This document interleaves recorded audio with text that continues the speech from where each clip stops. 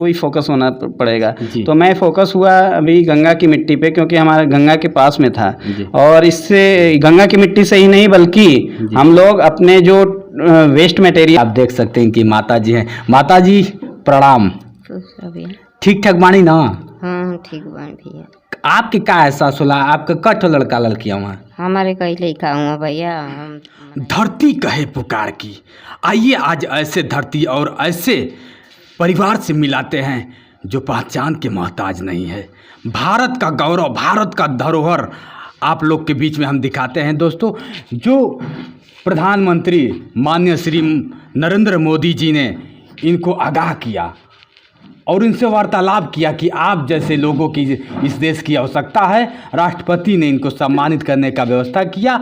और यही नहीं, एक खाटी माटी से निकलकर पूरे भारत में अपना झंडा फहराना नॉर्मल बात नहीं होता है।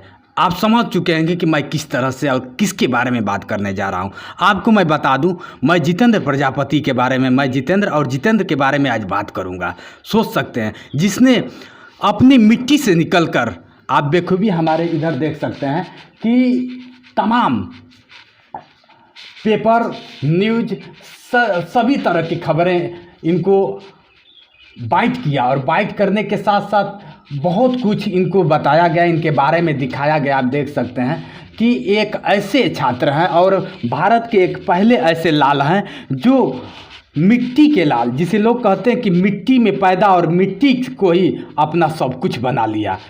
आप समझ सकते हैं कि गंगा माँ, गंगा के मिट्टी से जो बिजली पैदा कर दिया, आपने कभी ऐसा नहीं सुना होगा, लेकिन इन्होंने किया है। मैं उनसे मिलाता हूँ और उन्हीं से जानता हूँ कि उन्होंने कैसे ये सब किया, क्यों किया और कब किया। सर, आप समय दिए हैं, इसके लिए बहुत बहुत धन्यवाद। आप बैठिए, हम लोग बैठ के बात कर लेते हैं। पहले तो जोश एक्सप्रेस में आपका स्वागत है। बहुत बहुत धन्यवाद कि आप हमारे घर आए हैं, इतने दूर से आए हैं और हमें टाइम दिया, इसके लिए बहुत बहुत। नहीं, टाइम तो आप दिए हैं। आप जैसे वैज्ञानिक को खोजना बहुत नॉर्मल चीज़ नहीं है, लेकिन आपने अपना कीमती हमें दिया, हमारे जैसे लोग को अपना कीमत समय दिए, इसके लिए बहुत बहुत मैं आपका आभारी हूँ जी। सर, आप अपना परिचय बताएं और आपने क्या किया, कैसे किया और यह दिल में कब ख्याल आया? जी, मैं ग्राम सभा शक्करपुर, ज़िला गाजीपुर का रहने वाला हूँ जी। और मैं यहाँ स्कूलिंग तो मेरा गांव से ही हुआ है। इसके बाद मैं बीटेक गलगोटिया इंजीनियरिंग प्राइमरी में पढ़े हैं? प्राइमरी में, हाँ, यहाँ प्राइमरी में पढ़े हैं और फिर मिडिल स्कूल में नौनहरा जी। फिर इसके बाद नौनहरा में पढ़े हैं? हाँ, नौनहरा मिडिल स्कूल में जी। इसके बाद मैं बीटेक करने चला गया Delhi, Galgotia college of engineering and technology जी। इसके बाद वहाँ से एमटेक करने भोपाल चला गया, NIT भोपाल से एमटेक किया। इसके बाद मैं कुछ दिन तक दिल्ली में भी रहा, टीचिंग किया। इसके बाद IIT दिल्ली में भी मैं रिसर्च अपना स्टार्ट किया, लेकिन कुछ पसंद नहीं आया वहाँ का रिसर्च। इसके बाद फिर मैं MNIT इलाहाबाद में आ गया और यहाँ पे मैं रिसर्च शुरू किया। और रिसर्च का टॉपिक मैं ऐसा मतलब कि सेलेक्ट करना चाहता था कि जो एकदम नया हो और जो मतलब कि कुछ इलेक्ट्रिसिटी भी, क्योंकि हम लोगों का ब्रांच इलेक्ट्रिकल है, तो हम लोग का काम ही होता है इलेक्ट्रिकल फील्ड में रिसर्च करना।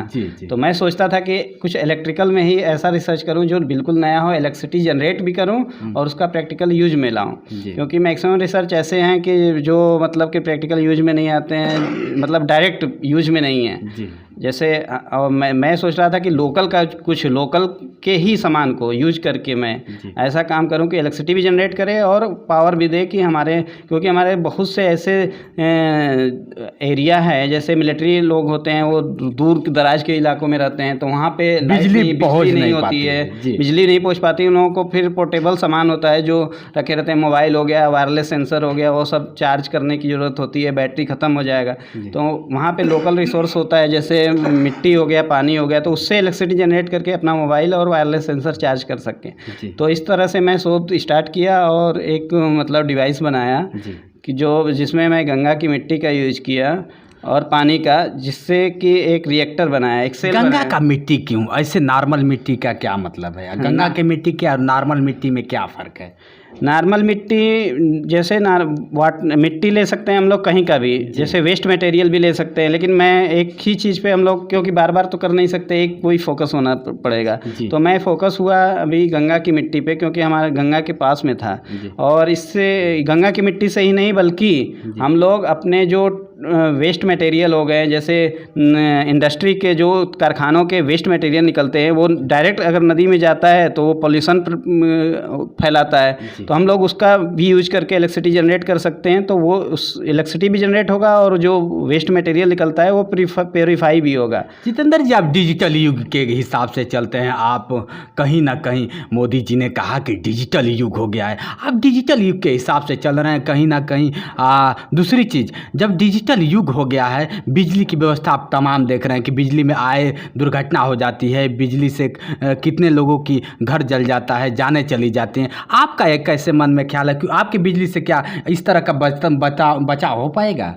जी, ये तो इलेक्ट्रिसिटी से खतरा होता है, कन्वेंशनल इलेक्ट्रिसिटी है, इससे खतरा तो होता ही है जैसे डायरेक्ट टच करने पे, और इससे इनडायरेक्टली पोल्यूशन भी फैलाता है, क्योंकि ये जो हम लोगों के घरों ये जो नॉर्मल बिजली है ये आता है कोल पावर प्लांट से। वहाँ पे कोल को जला करके इलेक्ट्रिसिटी जनरेट करते हैं। तो कोल जलाने से हमारा जो इन्वायरमेंट है वो पॉल्यूटेंट होता है, प्रदूषित होता है।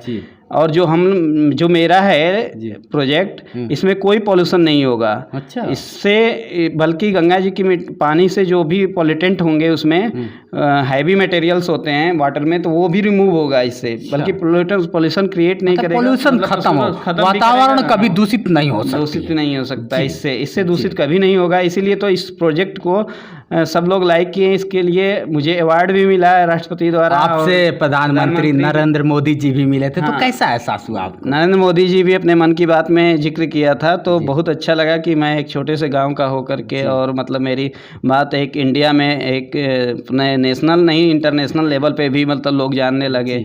इंडिया के लोग तो जानने ही लगे, इंटरनेशनल लोग भी जानने लगे, और देश विदेश के भी साइंटिस्ट लोग काफ़ी लाइक किए इस प्रोजेक्ट को, और इस पे बधाइयाँ दी मुझे। हाँ, आप बधाई के पात्र हैं और इस देश की एक अलग पहचान है। आपको इस समय कैसा एहसास होता है कि मतलब मैं पूरे देश का एक लाल हूँ और देश आप पे गर्व करता है, देश के आप धरोहर हैं? तो प्रधानमंत्री जी ने भी आप अपने मुख से अपनी मन की बात में आपकी व्याख्या की है कि जितेंद्र प्रजापति एक नॉर्मल व्यक्ति नहीं है, ना पहचान का मोहताज है। तो कैसा आपको लगा? जी, मुझे बहुत अच्छा लगा। और अच्छा क्या, मतलब कि मैं अच्छा के लिए ही काम नहीं किया। मेरा मन था कि मतलब कि एक जो हमारे दूरदृष्टि प्रधानमंत्री श्री नरेंद्र मोदी का एक मतलब कि स्लोगन है कि वोकल टू लोकल, तो मतलब अपने देश के लिए काम कीजिए, अपने लोकल्स के समस्याओं को दूर कीजिए। तो मैं इस पे काम किया और मतलब आगे भी करता रहूँगा। ऐसा नहीं है कि मेरा काम ये मतलब ख़त्म है, द एंड है, इसको आगे भी करता रहूँगा जब तक हूँ यहाँ पे अपने देश में। गाँव में रह के लोग पिछड़े जाते हैं, लोग कहते हैं कि गाँव में था तो पढ़ नहीं पाया गांव में। आप इस तरह से कैसे सोचे कि मैं एक गांव का लाल हूं और गांव में रह के, एक मिट्टी में रह के, और मिट्टी से ही आप इतने बड़े मतलब खोज कर दिया? जी, मेरा मतलब हमारे गांव का माहौल ही होता है कि जैसे पढ़ करके 12th किया नहीं कि बस नौकरी करने लगो, कमाने लगो। मिलिट्री में लोग भर्ती हो जाते हैं, पुलिस में लोग, सबका यही फोकस रहता है कि मिलिट्री में या पुलिस में चले जाएं, क्योंकि 12th के बाद यही मिलता ही है। तो सबका फोकस यही रहता है कि 12th के बाद ही कमाने लगे।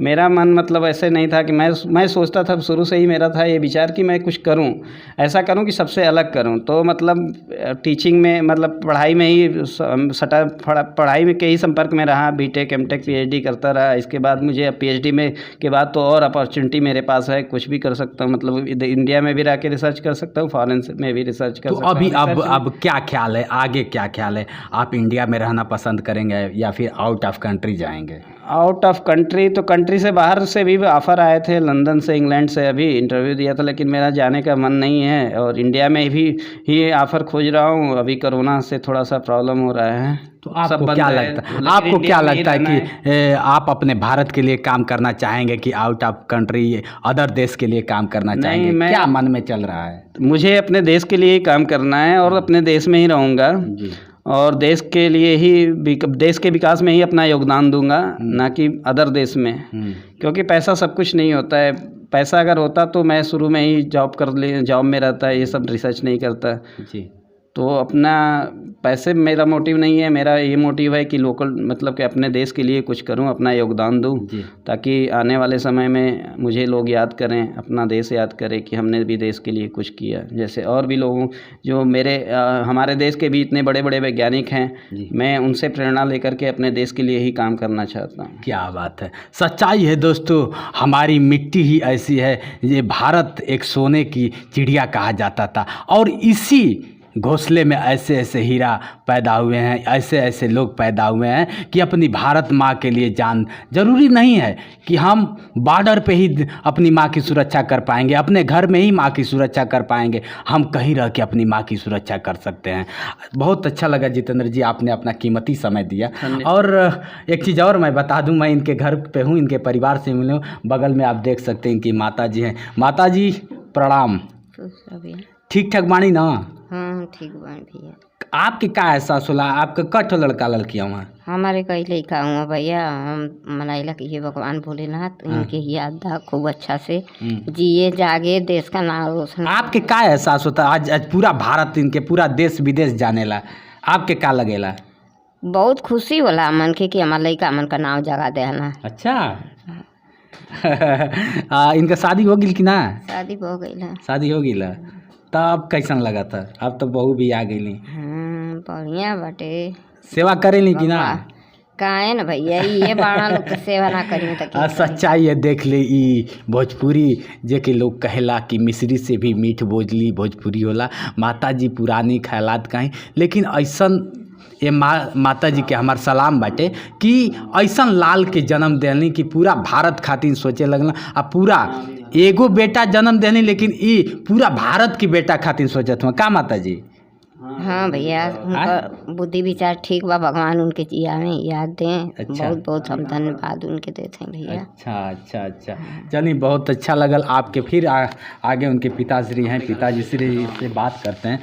बाबूजी प्रणाम और आपका दोस्त में स्वागत है। आप जितेंद्र जी के पिताजी हैं? जी जी। तो आपने अब कैसे मतलब आपके ख्याल में आना कि इनको पढ़ा लिखा के कहीं शिक्षा दीक्षा में कमी नहीं हुई? हम शिक्षा दीक्षा में मेरा ये उद्देश्य था कि इस तरह से बच्चे को पढ़ाएं कि देश में कुछ नाम करे और कुछ अच्छे जगह पर काम करे। आपको नहीं डर नहीं लगता था कि मेरा एक ही लड़का है, कहीं गड़बड़ ना हो जाए? ऐसे होता है ना, डर लगी रहती है हर एक माँ बाप को, कहीं ना कहीं डर है कि मेरा एक ही पुत्र है, कहीं ऐसा ना हो कि मतलब प्रॉब्लम हो जाए। इस तरह से नहीं मन में इस तरह का कोई ध्यान नहीं था। ध्यान था प्रभु के ऊपर, उनको मान करके चले कि जो कुछ करते हैं वही करते हैं, और उनको मान करके मैंने इनको पढ़ाया। अपनी मेहनत की कठोर कमाई का पैसा लगाया और उसने भी मेहनत कर करके उसका प्रतिफल निकाला। आप क्या करते हैं? हम ब्रिज कॉरपोरेशन में गाजीपुर जिला गाजीपुर शक्करपुर के निवासी हैं और मैं ब्रिज कॉरपोरेशन में इलेक्ट्रीशियन के पद से रिटायर हूँ। अच्छा, आप भी इलेक्ट्रीशियन है? हाँ, अरे बाप रे। इलेक्ट्रीशियन के पद के से रिटायर हैं। और उस समय जब ब्रिज कॉरपोरेशन में काम करते थे तो इनको इस हिसाब से एडजस्ट किए कि इनका भविष्य उज्जवल हो और ये कोई अच्छा काम करें। आज आपके इन पुत्र को भारत ही नहीं पूरा देश जान रहा है और देश के साथ साथ पूरा विदेश भी जानता है, तो इसमें आपका क्या मतलब श्रेय रहा? क्या श्रेय? हमारा श्रेय तो यही था कि इनको शिक्षा देते थे कि हमारा मेहनत का पैसा है, इसको सही ढंग से उपयोग कीजिए और मेहनत कर करके इसका प्रतिफल निकालिए जिससे देश विदेश नाम हो।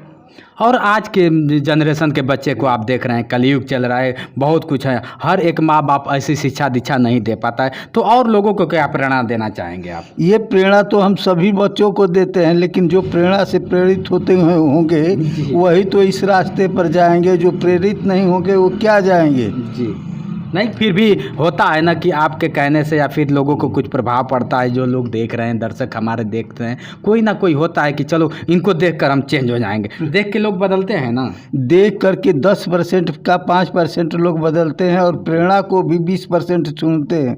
अच्छी बात किसी को अच्छी नहीं लगती है, बुरी बात अच्छी तुरंत लग जाती है। सही बात है। आपने बहुत बड़ी बात कह दी बाबूजी कि अच्छी बात किसी को, सच्चाई है हमेशा कड़वी लगती है। जब भी हम सच बोलते हैं तो लोगों को कड़वा सा एहसास होता है कि ऐसा क्यों कह दिया। तो आज आपने देखा मैं जितेंद्र जी के साथ रहा, और जितेंद्र जी आपसे लास्ट सवाल यही कहूँगा कि आप आगे आपका क्या ख्याल है और लोगों को क्या आप प्रेरणा देंगे आज के जनरेशन के बच्चों को? आगे तो मेरा यही है कि मैं रिसर्च में रहूं और अभी टीचिंग में रहूंगा, टीचिंग में प्लस रिसर्च। तो अब मैं पीएचडी कर लिया तो लड़कों को पीएचडी भी करा सकता हूं, बीटेक एमटेक को भी पढ़ा सकता हूं, साथ में रिसर्च भी करूंगा। और प्रेरणा तो मैं बच्चों को ये देना चाहता हूं कि जो भी काम करें जी अच्छे से करें, अगर पढ़ाई में मन लगे तभी करें, नहीं तो कुछ और भी करें। क्योंकि हमारे गांव के लोग मैक्सिमम लोग गरीब हैं, पैसे मतलब लहन नहीं है। तो अगर माँ बाप पैसे लगाते हैं पढ़ाई में तो उसको अच्छे से यूज करें उसका, ना कि बर्बाद करें। पढ़ाई में मन नहीं लगता है तो और भी चीज़ें हैं करने को, वो करें, जो जिसमें मन लगे वही करें। ये नहीं कि मतलब थोपा जा रहा है पढ़ाई और पढ़ रहे हैं और पैसे बर्बाद भी हो रहे हैं। कहीं ना कहीं देखिए इसमें घर वालों की, गार्जियन की भी कमी होती है और बच्चों की तो कमी होती ही है। तो इसमें आप लोगों को क्या सजेशन देंगे? बच्चों में कमी थोपना नहीं चाहिए। देखिए पैसा कमाने का जरिया सिर्फ पढ़ाई नहीं होता है, और भी चीज़ें हैं। जी। तो अगर मन नहीं लगता है तो मेरा ये नहीं करने का मतलब है कि पढ़ाई बिल्कुल ना करें, 12th तक तो पढ़ लें ही, ताकि कुछ लिखना पढ़ने आ जाए। इसके बाद अगर मन नहीं लग रहा है तो कुछ और बिजनेस करें, क्योंकि इस महंगाई में पैसे के बिना कोई जिया नहीं जा सकता। और जो आपको एहसास नहीं हुआ महंगाई का? महंगाई का मेरे को बहुत एहसास हुआ, क्योंकि मैं भी इतना धनी घर से नहीं हूँ, गरीब घर से हूँ। और हमें पैसे की कमी हमेशा मतलब खलती रही है। पढ़ाई में इतने पैसे लगते हैं तो उस पैसे का मतलब किसी तरह से करके अपना यूटिलाइजेशन करता रहा। और अब गवर्नमेंट द्वारा हम लोगों को स्कॉलरशिप भी मिलता रहा बीटेक एमटेक में, तो हम उसका यूज करते रहें। जी जी चलिए, बहुत बहुत धन्यवाद। और आपके बहुत सारे लोग हैं जो चाहने वाले हैं कि आते हैं लोग, आके देखते हैं कैसे क्या है, गांव घर के लोग हैं। क्या भाई, कहाँ से हैं आप? मैं इसी ग्राम सभा शक्करपुर से मैं हूँ। शक्करपुर से हैं। शक्करपुर को आज विदेश जानता है, देश जानता है, शक्करपुर जितेंद्र जी के वजह से। आपको कैसा लगता है? हम लोगों को जब पता चला कि जितेंद्र प्रसाद वैज्ञानिक बनने वाले खोज कर रहे हैं, अच्छा। तो इस बार जब हम लोगों को इन्फॉर्मेशन मिला तो हम लोग बहुत उल्लास हुए कि हम लोगों के गांव का नाम रोशन करेंगे और आगे बढ़ेंगे भी। अब कब कैसा एहसास हो रहा है कि मतलब मेरा गांव देश विदेश जानता है, प्रधानमंत्री जानने लगे हैं शक्करपुर को? शक्करपुर को कौन जानता था, लेकिन आज प्रधानमंत्री माननीय नरेंद्र मोदी जी जानते हैं कि नहीं, शक्करपुर में है। शक्करपुर एक गांव है जो जिला गाजीपुर में है, मोहम्मदाबाद में आता है, उत्तर प्रदेश में आता है। तो कैसा एहसास होता है? एहसास होता है कि मैं इनके लगन और पढ़ाई के मद्देनज़र रखते हुए ये अपना भविष्य उज्जवल किया, और इस पे जी, और गांव का, जिले का और उत्तर प्रदेश का सब नाम रोशन किए। सबको कहीं ना कहीं खुशियां हैं, और खुशियां होगी भी क्यों नहीं। ऐसे लाल जो पूरे देश में बेमिसाल बन के पैदा हुआ है, आप बेखूबी इनका देख से एक बार और मैं दिखाना चाहूँगा कि पूरे देश में बेमिसाल एक पैदा हुआ है, एक ऐसा लाल की अपने दम पे एक अलग पहचान बनाना, अपने दम पे एक अलग मिसाल बनना, ये नॉर्मल चीज़ नहीं है। बेखूबी देख सकते हैं, एक बार और मैं दिखाना चाहूँगा कि तमाम खबरें, तमाम पत्रकार, तमाम टीवी न्यूज़, इनका पूरा बाइट किया, बाइट करने के बाद फोटोग्राफी किया, फोटोग्राफी करने के बाद पेपर न्यूज़ में तमाम तरह की मतलब देख सकते हैं कि जो खबर इनका चर्चा में रहा। आप भी वहाँ पर भी देख सकते हैं जो मोदी जी के साथ इनका फ़ोटो लगा हुआ है, आगे बहुत कुछ है। तो ऐसे रहा, कहीं ना कहीं है जो लोग कहते हैं कि मिट्टी में काबा। तो आज हम हकीकत बता दी कि आज समझ में आ गई कि मिट्टी में का बाटे। लोग कहाँ कि बिहार में का बाटे, यूपी में का बाटे, तो आज हम बता देना चाहतनी कि यूपी में या गाजीपुर में मिट्टी में ऐसा जितेंद्र जैसन लाल पैदा होना है, वही एगो इतिहास लिखे। तो आज के लिए बस ऐसा इतना ही। आप ऐसे ही बने रहिए मेरे यूट्यूब चैनल के साथ। मैं हूँ जितेंद्र दिव्यांग और आप देख रहे हैं मेरा यूट्यूब चैनल जोश एक्सप्रेस। नमस्कार दोस्तों।